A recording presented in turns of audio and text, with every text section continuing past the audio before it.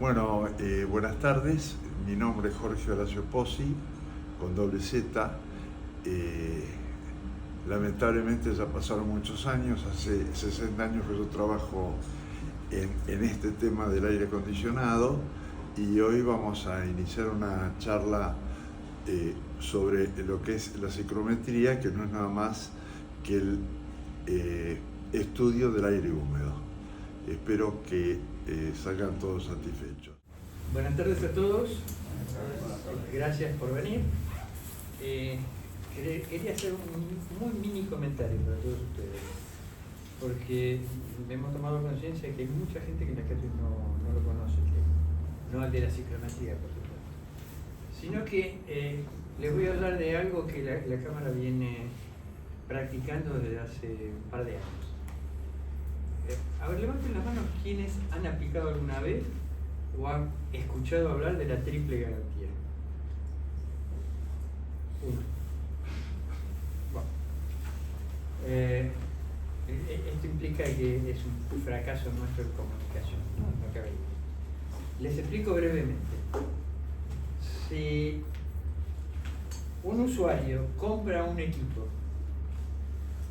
va a un instalador, le instala el equipo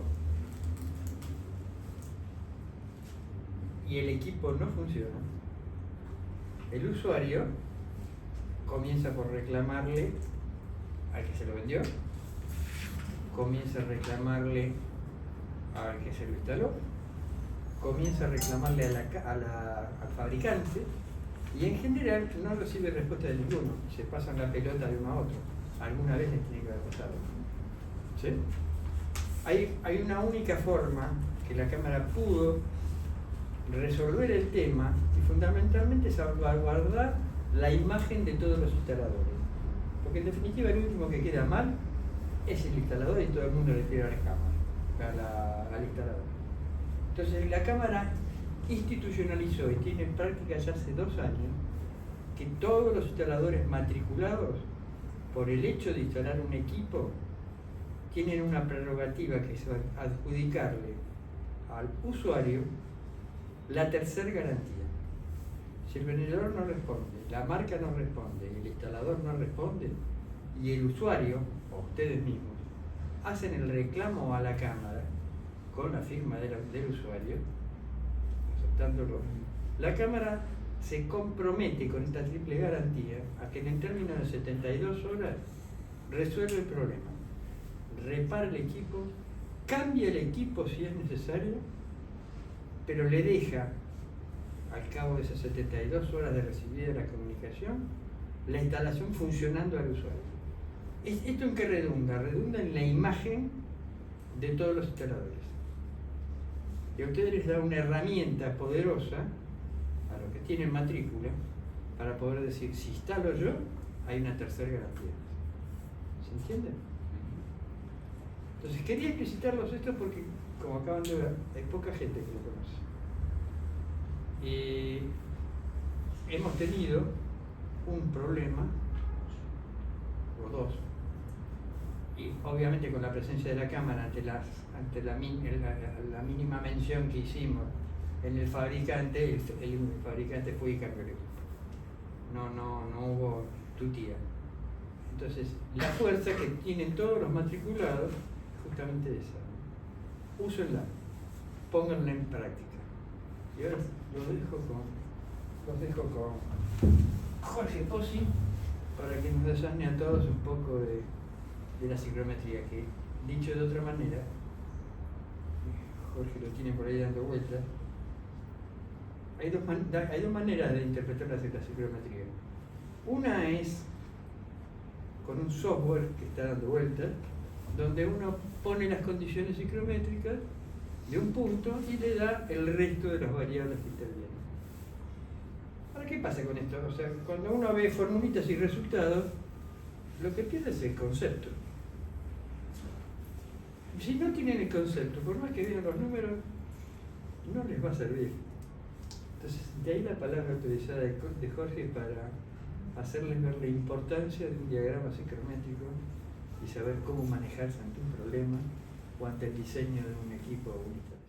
Si bien hubo algunas experiencias previas, el padre del aire acondicionado fue el ingeniero Willy Carrier. Y este ingeniero diseñó lo que es la carta ciclométrica, que es un gráfico que permite resolver las evoluciones en cualquier sistema de enfriamiento, deshumidificación, calefacción y humidificación en una forma más o menos clara. Les quiero hacer una advertencia. Como todos los cursos que da la Cámara, nosotros iniciamos con el ABC. Entonces, una serie de conceptos que para ustedes son muy conocidos, ténganme paciencia, pero vamos a repasar un poquito todo en forma elemental. Hoy vamos a llegar a ver cómo se armó la carta ciclométrica y el jueves vamos a ver cómo se desarrollan todos los procesos dentro de la misma. Una de las cualidades que quiso resolver el ingeniero Carrier es que todas las evoluciones se resuelvan en una línea recta, cosa que simplifica un poco poder analizar todos los sistemas. Pero empecemos del principio.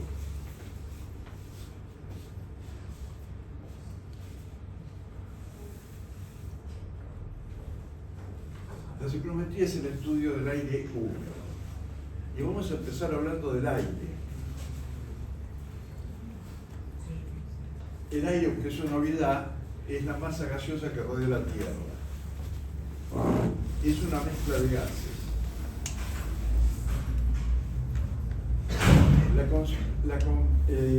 La composición en porcentaje del mar es muy aproximada a esta. Como ven, los gases importantes son el nitrógeno y el oxígeno, los demás son todas fracciones muy pequeñas. Entonces, para nosotros, ahora en adelante, vamos a decir que el aire seco tiene un 78% de nitrógeno, un 21% de oxígeno y un 1% de otros gases. Esta evolución de aire seco es muy teórica porque es imposible tener aire seco. Si suponemos que esta ondita representa el aire seco tiene incorporado siempre vapor de agua en alguna proporción. Es inevitable, se han hecho instalaciones farmacéuticas hasta el 10% de humedad relativa. Bajar de ese valor, no sé si en algún laboratorio científico lo han logrado, pero en la práctica bajar del 10% de humedad relativa a temperaturas normales es muy difícil. Evidentemente la cantidad de vapor de agua que puede absorber el aire es limitada, por eso existe una saturación. Si nos seguimos imaginando las onditas como aire seco, ahí tenemos la cantidad de vapor de agua, y la cantidad de vapor de agua que puede emitir el aire depende de la temperatura. En este caso podemos hacer un ejemplo que podemos tener 20 gramos de vapor de agua por kilogramo de aire seco a 25 grados centígrados. Si la temperatura desciende a 17 grados centígrados, solamente el aire admite 12 gramos por kilogramo de aire seco. Bueno, si lo enfriamos, todo el vapor de agua que sobra es el vapor que se condensó.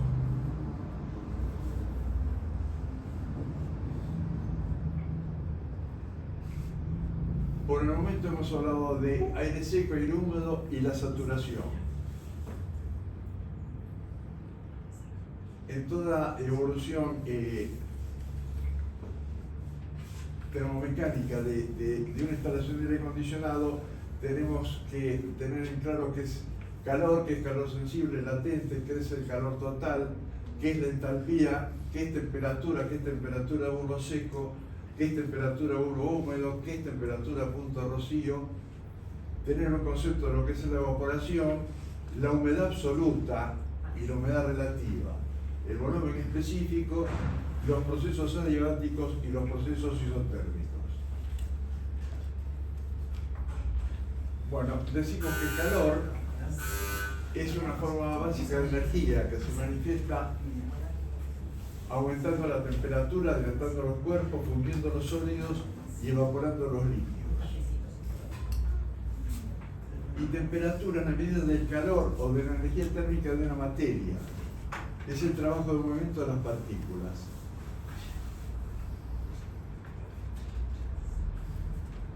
Si tenemos una masa cualquiera, de cualquier sustancia, y le agregamos calor, se aumenta el movimiento de las moléculas, aumenta la energía cinética, aumenta la energía interna y aumenta su temperatura.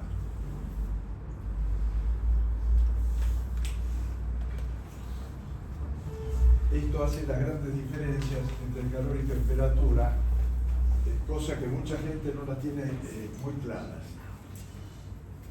El calor es una forma de energía, antes que nada, una forma de energía primaria. Produce trabajo mecánico, la dilatación de los cuerpos, el aumento de la temperatura, la fundición de sólidos, la evaporación de líquidos. Y la temperatura es algo más complejo, porque es la medida de la energía interna. Se supone que es el movimiento molecular en el interior de una sustancia. Como fuente de calor, podemos tener reacciones químicas, trabajo mecánico, la energía eléctrica, la energía nuclear y fundamentalmente la energía nuclear que tiene nuestro Sol, que es la única forma de energía que nos llega y que ha transformado todo. La energía del Sol fue la que transformó fósiles en carbón, que transformó fósiles en petróleo, la que produce mareas que se pueden utilizar en centrales mareomotrices, y la que produce lluvias para que después existan niveles de agua que se puedan hacer centrales hidroeléctricas. ¿Cómo medimos el calor? Fundamentalmente el calor podemos medirlo sobre un recipiente donde ponemos 1 gramo de agua. Si colocamos un termómetro y aplicamos calor, si la temperatura sube 1 grado centígrado,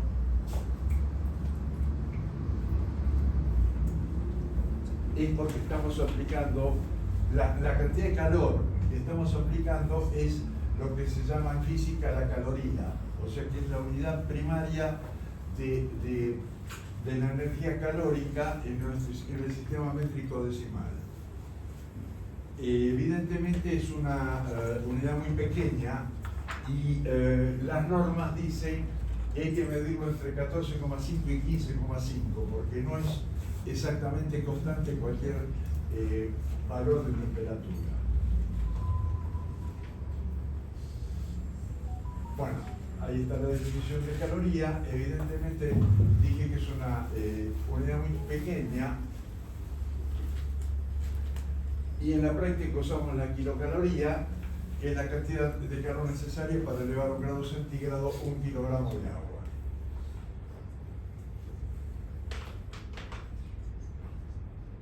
En el sistema métrico entonces tenemos la caloría y la calocaloría, que es igual a 1000 calorías, y en el sistema anglosajón, y me voy a meter en las medidas inglesas porque muchas cartas psicométricas están en unidades inglesas. En el sistema anglosajón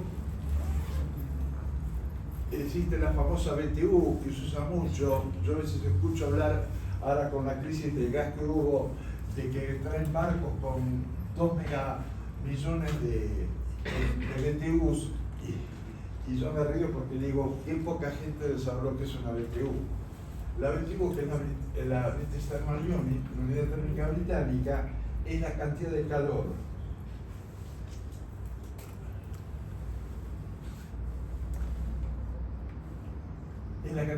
necesaria para elevar a 1 grado Fahrenheit la temperatura de 1 libra de agua a presión normal de la atmósfera. Los equivalencias, una caloría es 0,09 BTU y una BTU son 256 kilocalorías. Fíjense que realmente es 0,04 o 25 o 250 kilocalorías por BTU.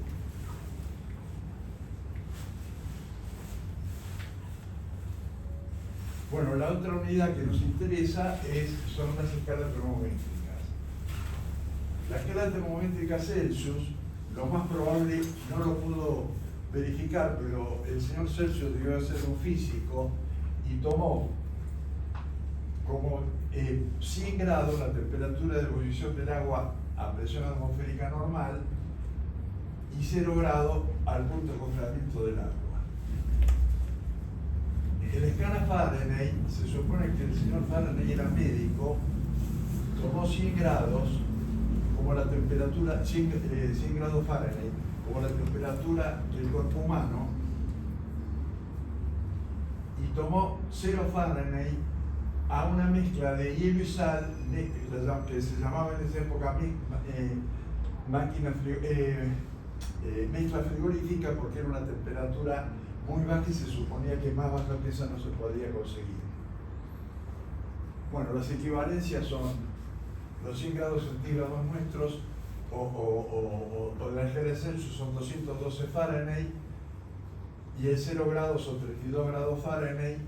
Los 100 grados Fahrenheit son 37,7 grados centígrados y el 0 Fahrenheit son los famosos menos 32, menos 17,78 grados centígrados.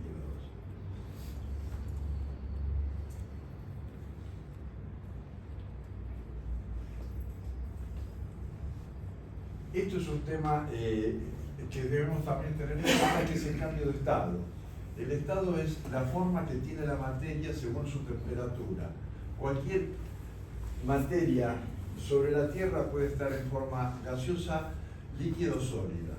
La única que la encontramos en la Tierra a nivel normal es el agua, que lo podemos encontrar como agua, como vapor o como hielo.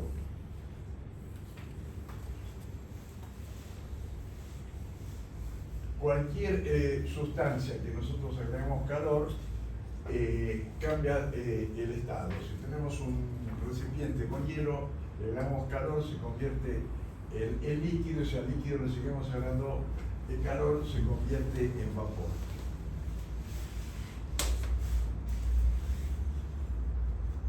Y tenemos dos clases de calor en una sustancia. El calor sensible, que es la cantidad de energía que le agregamos para elevar su temperatura, o el calor latente, que es la energía calórica que es necesaria para cambiar el estado del elemento. A eso lo llamamos cambio de fase. Los más comunes son el cambio de fase del sólido a líquido, calor de fusión, y cambio de fase de líquido a gaseoso, calor de vaporización. Si hacemos un diagrama de este tipo, tenemos calor sensible cuando calentamos el hielo para bajarlo, para subir a su temperatura. Calor latente cuando lo fundimos, necesitamos 80 kilocalorías por kilogramo. Necesitamos 100 kilocalorías para evaporarlo, es el calor sensible.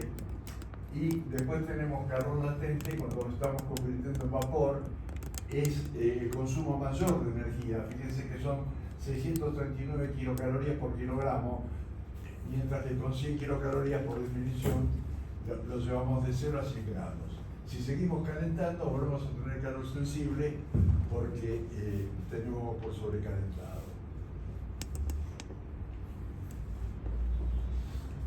Bueno, se llama entalpía, es un concepto físico muy importante.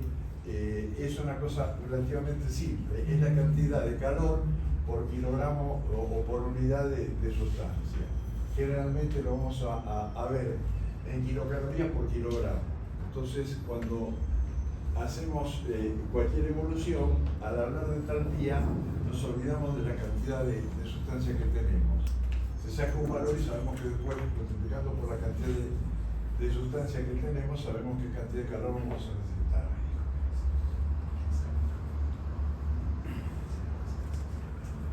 Lo otro que tenemos que saber es la evaporación. El agua, sus moléculas en movimiento sobre la superficie siempre emiten vapor que escapa y que es absorbido por el aire. Hay varias teorías científicas para determinar por qué se produce esto. La más común dice que la mezcla de moléculas dentro de un líquido que está a una temperatura cualquiera, digamos 20 grados, son moléculas que están más bajas y moléculas que están más altas. Las más altas son las que se evaporan y pasan al aire.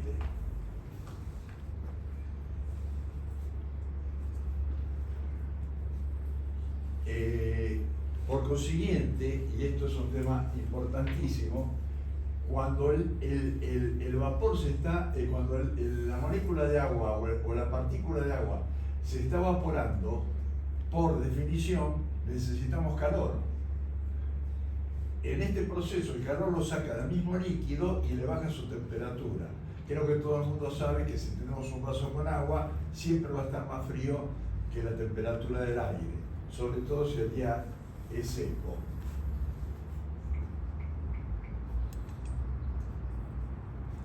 Bueno, las moléculas que evaporan son absorbidas en el aire. Bueno, la evaporación tiene distintas posibilidades de manifestarse o de acelerarse. Con aumento de la temperatura, la evaporación es más fácil. Con movimiento del aire sobre la superficie del agua también. Con el tamaño de la superficie expuesta. Digamos, si tenemos un balde con agua, va a tardar varios días para evaporarse totalmente. Si la tiramos sobre un patio, la misma cantidad de agua en horas se va a evaporar. Y por supuesto, lo otro es el entorno de la humedad que tiene el aire que lo rodea. Bueno, y vamos a hablar de humedad y vamos a clarificar que hay dos tipos o dos formas de humedad, de medir la humedad. La humedad atmosférica es el aire húmedo, que es una mezcla de aire seco y vapor de agua. La humedad absoluta es la medida de la humedad en cantidad de vapor de agua contenido en el aire.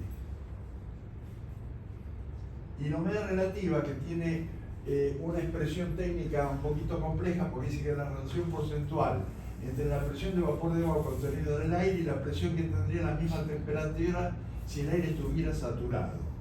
Dicho en otras palabras, la humedad relativa es el porcentaje de humedad que tiene a esa temperatura respecto a la saturación, al valor más alto que podría llegar a tener.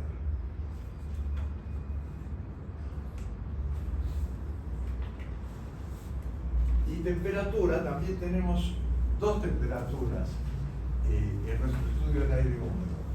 La temperatura común, que es la que medimos con un termómetro común, y la temperatura, que es la temperatura de bulbo seco, es la temperatura del termómetro común. Y tenemos la temperatura de bulbo húmedo, que es la temperatura en un termómetro cuyo bulbo está cubierto por una malla porosa, generalmente de algodón, expuesta al movimiento del aire. La lectura del termómetro es un valor que depende de la humedad del aire. ¿Por qué? Porque si yo tengo el bulbo del termómetro, es la parte que mide el calor y después produce la dilatación del líquido de la medida. Pero si yo ese bulbo lo rodeo con una tela que está humedecida, el aire va a tratar de absorber la humedad y al absorber la humedad va a bajar la temperatura. Por eso se llama temperatura de bulbo húmedo. Hoy con la electrónica existe una cantidad enorme de buenos higrómetros electrónicos, pero cuando hace unos años trabajábamos se usaba el termómetro, el higrómetro. Como higrómetro usamos un ciclómetro de boleo, que es un aparatito que tiene dos termómetros y una manija que permite bolearlo, que permite girarlo. Uno de los termómetros es una mecha humedecida en agua. Cuando yo lo giro en este ambiente se evapora parte de la humedad que tiene la malla, baja la temperatura y después entrando en una tabla puedo saber cuál es la humedad que estuve midiendo. Acá hay un diagrama más gráfico. La mecha de algodón humedecida, el termómetro de bulbo húmedo es el que tiene la mecha y llamamos termómetro de bulbo seco por diferencia.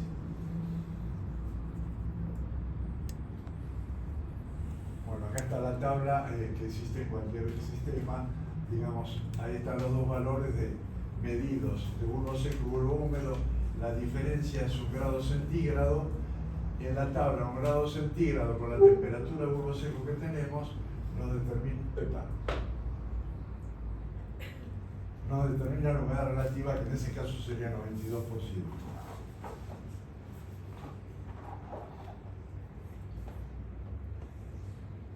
Y para complicarnos un poco más la vida, también tenemos una temperatura que llamamos de punto de rocío,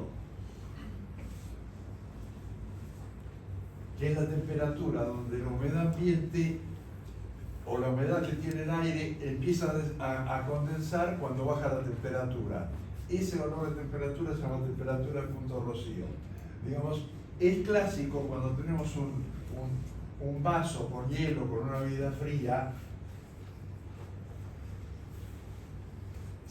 las paredes del vaso van a tomar una temperatura inferior a la del punto de rocío. Por tal motivo, se condensa el vapor de agua del ambiente y es lo que mucha gente decimos normalmente: mirá cómo transpira el vaso, qué frío debe estar. Realmente lo que pasa es que el vaso está frío y además había mucha humedad ambiente en el aire.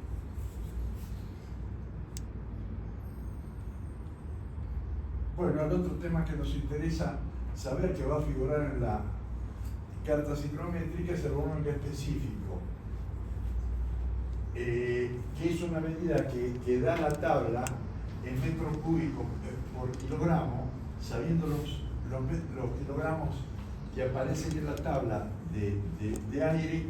Con este valor que va a aparecer en la tabla lo podemos transformar en metro cúbico, transformándolo en metro cúbico después lo podemos transformar en caudal, para saber el caudal que puede tener el ventilador o el impulsor de aire.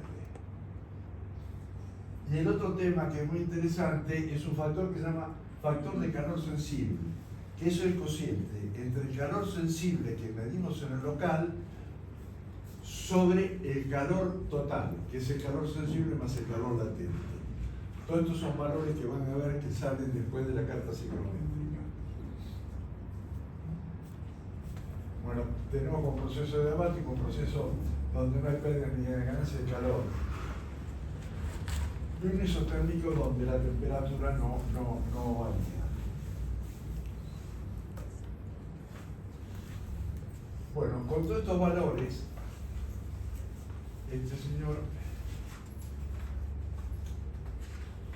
tomó todos estos valores: aire húmedo, la saturación, el calor sensible, el calor latente, el calor total, la entalpía, la temperatura de bulbo seco, de bulbo húmedo, la temperatura de punto de rocío, la evaporación, la humedad absoluta, la humedad relativa, un proceso diabático y un proceso térmico, y de esto pudo construir, además apoyándose en el diagrama de Molière, diseñar la carta ciclométrica, que en conjunto tiene ese aspecto. Esto era una herramienta en una época sumamente importante. Hasta la década del 60 no había equipos autocontenidos. Las firmas que hacían aire acondicionado tenían que diseñar el equipo.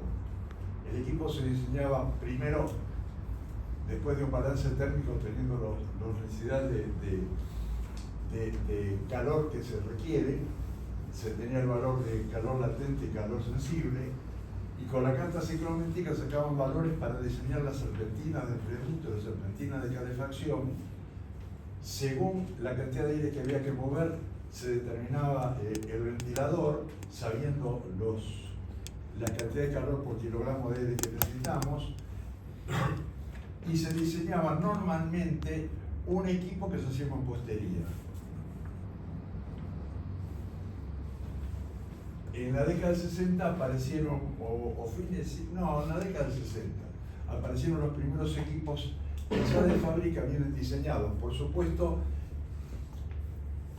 fue necesario que creciera mucho el mercado de aire acondicionado, porque una firma que se dedica a hacer equipos de ese tipo, tiene que hacer equipos, no sé, de 10.000 kilocalorías, otro de 20.000, otro de 25.000, porque ya viene diseñado. De esta forma, lo armaba, se armaba, cada empresa lo armaba según la necesidad del local. Con un equipo de contenido uno conoce el balance térmico, va a una tabla y elige un modelo de equipo que existe. Por eso, en una época en cualquier oficina técnica de una empresa de aire acondicionado, todos los técnicos tenían una carta psicométrica que la guardaban mucho, la cuidaban mucho. Yo no sé, yo no tengo ninguna. El otro día, en la clase anterior, un alumno trajo una es un plástico normalmente rugoso que no podía escribir con lápiz, hacía sus trazos, resolvía sus problemas, después con una goma la borraba. Y después de 2 o 3 semanas se le daba a su casa y lo limpiaba con agua y jabón. Vamos a ver un poquito cómo se arma esto y ya le digo, y el jueves vamos a estudiar todos los movimientos de aire sobre una carta psicométrica. Fundamentalmente se inició tomando un par de ejes. En el eje horizontal la temperatura de bulbo seco y sobre el eje vertical la humedad absoluta, es decir, los gramos de agua por kilogramo de aire seco. Ahí tenemos las dos rectas fundamentales, la temperatura de bulbo seco y la humedad absoluta, gramos por kilogramo, grados centígrados. Si vengo una carta psicométrica inglesa o americana, temperatura de Fahrenheit y la humedad absoluta en libra de agua por libra de aire seco.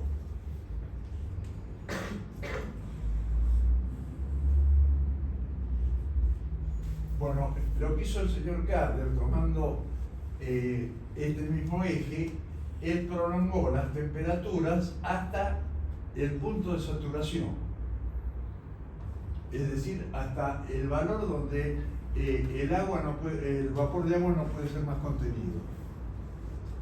Uniendo todos esos puntos, se traza una curva que se llama curva de saturación, que equivale a una humedad relativa del 100%.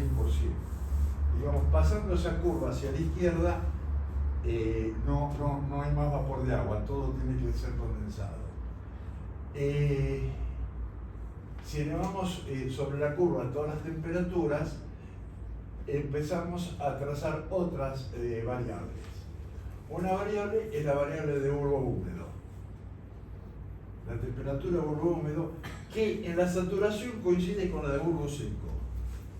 Digamos, si es lo mismo la temperatura de bulbo seco que la temperatura de bulbo húmedo, es porque tenemos 100% de humedad.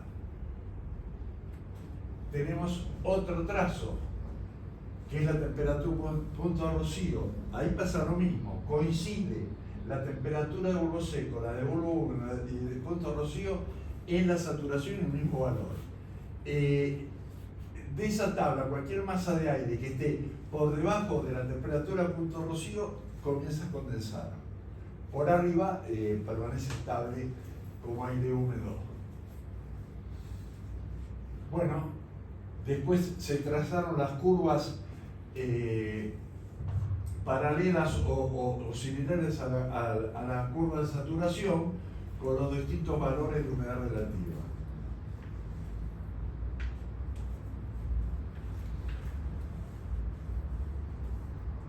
Y para complicar un poco más la cosa, para tener más valores, también tiene una escala que es la cantidad de calor que existe en cada punto en la saturación por kilogramo de aire seco.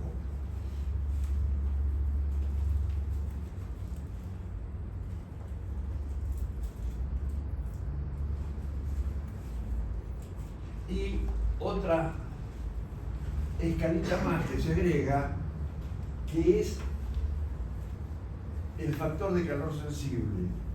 Hablé y dije que había un ítem interesante importante, que es el factor de calor sensible, que es el calor sensible dividido el calor total.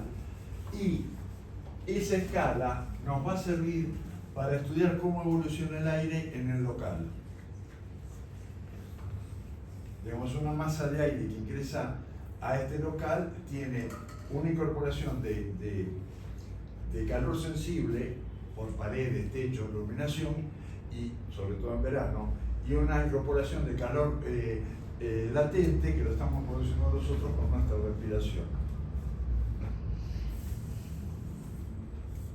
Y ahí tenemos una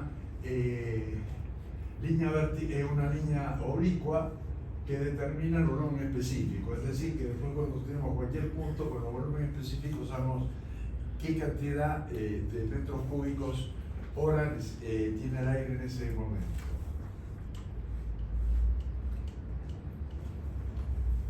Bueno, esto es un diagrama simplificado mostrando todos los elementos que intervienen en la carta ciclométrica. Esta es la carta ciclométrica nuevamente. Y la carta ciclométrica, la primera ventaja que tiene, que conociendo dos valores solos de una masa de aire, conocemos todo lo demás. Entonces, hacemos este ejemplo.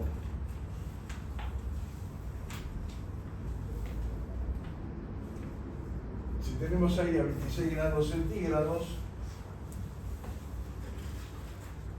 trazamos la vertical de 26 grados centígrados, y si con el ciclómetro habíamos medido 20 grados centígrados de bolo húmedo, tiramos la línea de bolo húmedo a 20 grados centígrados, y en donde se cruzan se determina un punto que es el punto en el estado de aire que estamos midiendo. Ese punto tiene un punto de rocío de 17,8. Tiene una humedad relativa de 58%. Tiene una cantidad de agua, es decir, una humedad absoluta de 12,3 gramos por kilogramo de aire seco, y tiene 18,2 kilocalorías. El volumen específico en ese punto es 872 metros cúbicos. Digamos, hasta acá es un poco la presentación. El jueves vamos a ver cómo evoluciona cada cambio termodinámico sobre la carta ciclométrica. Por favor, quien tenga que hacer una pregunta, ganar, no tenga vergüenza.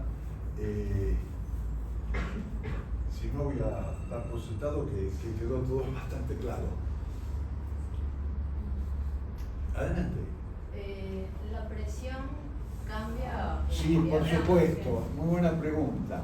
La carta ciclométrica normal que vemos en todos los días es para el nivel del mar, es decir, el nivel de la ciudad de Buenos Aires. Por supuesto, los mexicanos tienen una carta distinta porque están a 3.000 metros de altura, ni hablemos La Paz.